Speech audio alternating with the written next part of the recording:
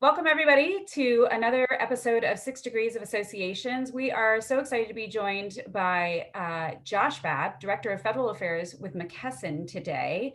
We took a little bit of a left turn and decided to move away from some of the service providers we've been interviewing and actually turn to some of the members of associations out there. So, Josh, thank you so much for being here today.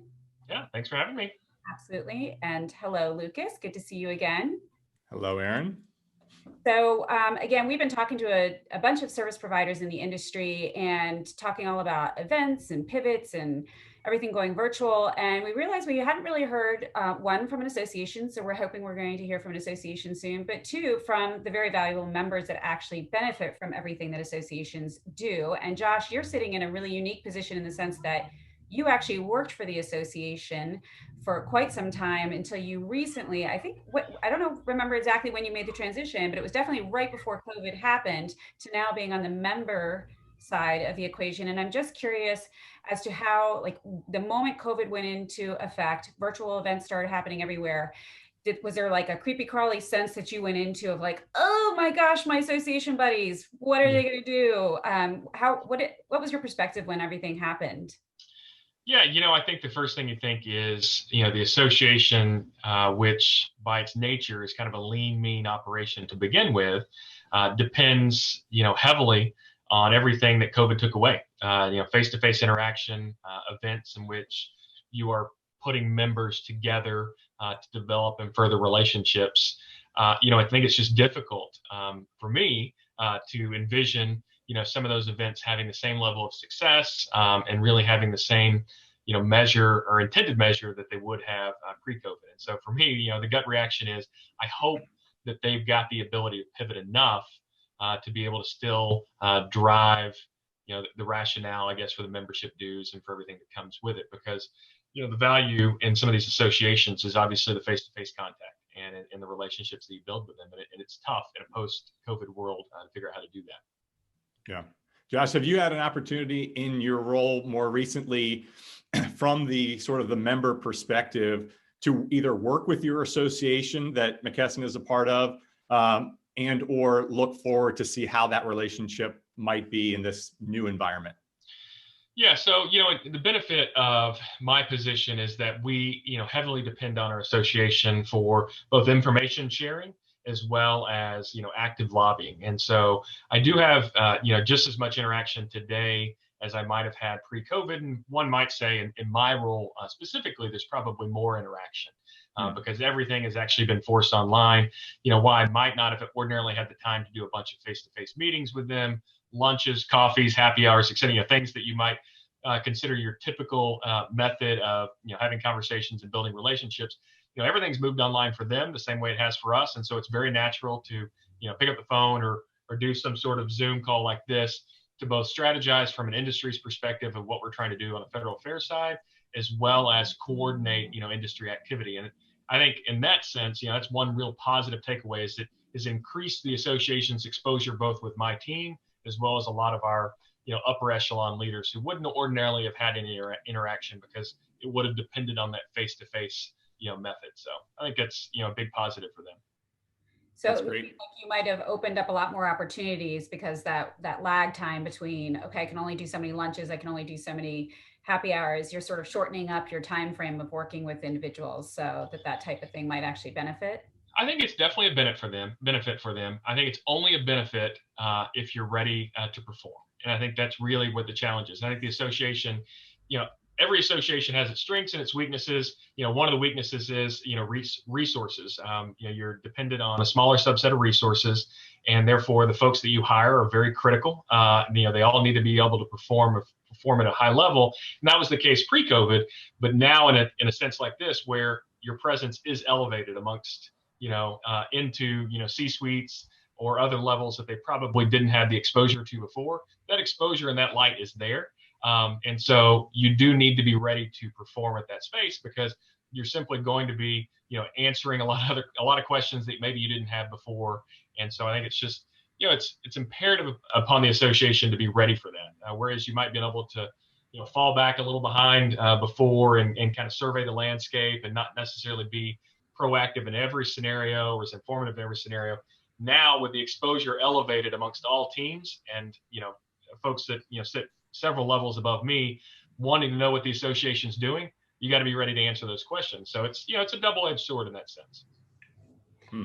I'm curious if, given that you have likely interacted with the associations and maybe even attended their events, were there any innovations that you saw in the pivot to virtual world that you really loved, or ones that you noticed, I think I wish the associations would think of doing something around this particular issue we're having being virtual?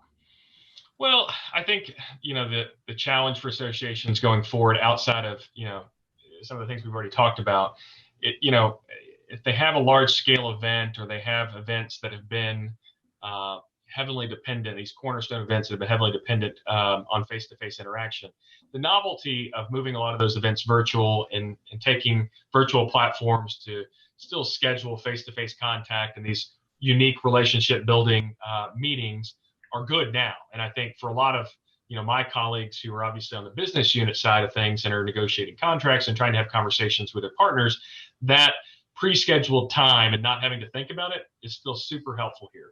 The challenge is that innovation, still intriguing 6 months from now, 12 months from now, whenever, we've obviously spent a lot more time on these Zoom calls and on these electronic platforms. So very helpful now. I think it's a great way to get through COVID. I think there's innovation there that is, something that they should carry forward as kind of a hybrid option, having these virtual platforms in which, they don't feel like they need to fly everybody, to a state 6 states away and put them up for 3 days to necessarily be able, to have that connection is a nice plus.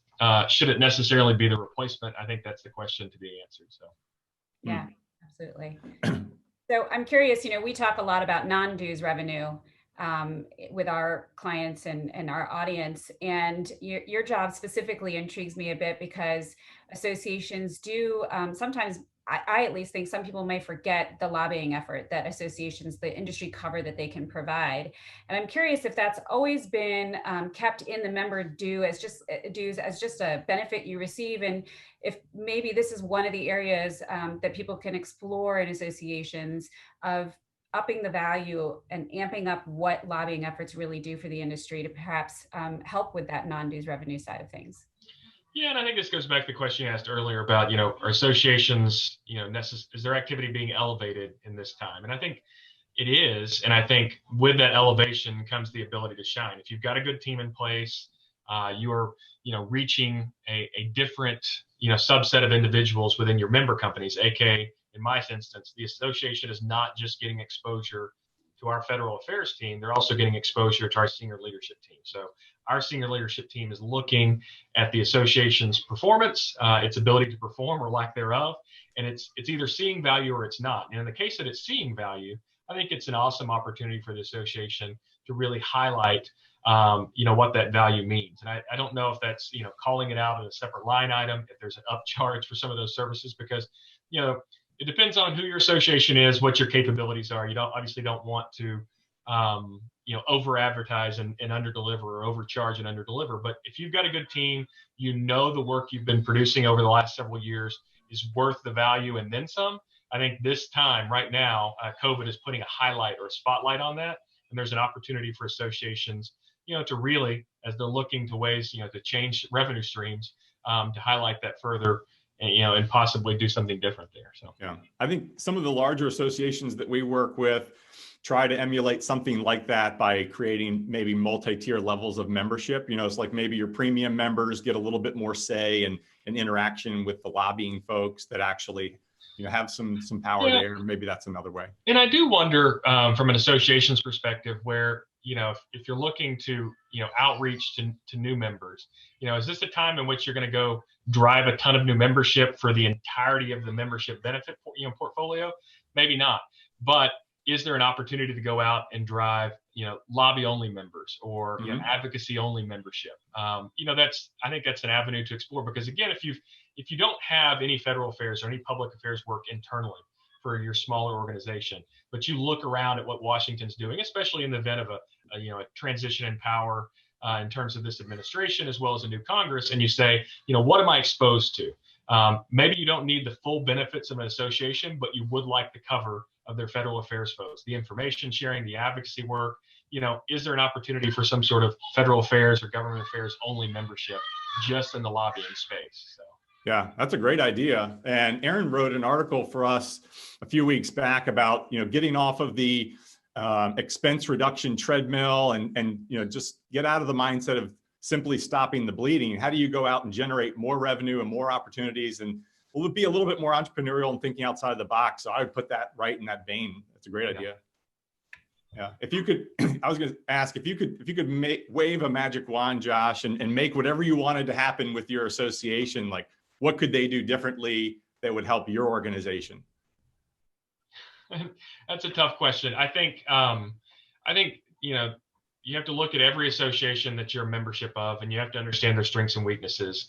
And so, I think for me specifically, right now it's looking at what are their resources and what are they capable of. And you can't expect, more than what they obviously have the staff, the manpower and the resources to do there. And so, I actually just look for our associations, to use the resources wisely. One of the associations we work closest with has a 3-man federal affairs or government affairs shop, and they do a lot for that. And I think, the key for any association is when your resources are small, to spread that as, far out as much as you can. And really, we like to say punch above your class weight. Mm-hmm. And so what I need them to do is I need them to be as proactive and as informative as possible, because there's a lot of minutia in this town that I don't necessarily flag and grab. I've got business unit leaders as well as our own internal team, and we're worrying about, especially in this transition time, we're worrying about what's the future? What does 6 months from now look like? What does 12 months from now look like? How do we develop that strategy so that we don't get caught flat-footed? What I need my associations to do is be providing cover for the short term. I need them to be looking what's happening next week, what's happening next month, so that I don't get caught looking too far ahead and really, find something that's uncomfortable for the company, right now. And so I think it's helping us play in the short term. I don't need them necessarily developing the long-term strategy for us. What I really need them doing right now is helping us play, short ball, if you will, right now. So. That's really interesting. I like I don't know that I've thought about it that way with associations in the past as a scalable resource, if you will, as a plug and play or a rentable capacity that you might need. And I think that that's something, the fact that I haven't thought about that makes me think that there's not many associations who are thinking strategically about showing the value they play as a scalable resource for companies like yours. So I appreciate that insight. That's pretty cool. So I thought that was interesting. We at Advanza, we think of ourselves as an outsourced resource, sort of a partner with our association clients. And for you to sort of turn it around and say, as a member, you sort of see them in that same light. That was really interesting.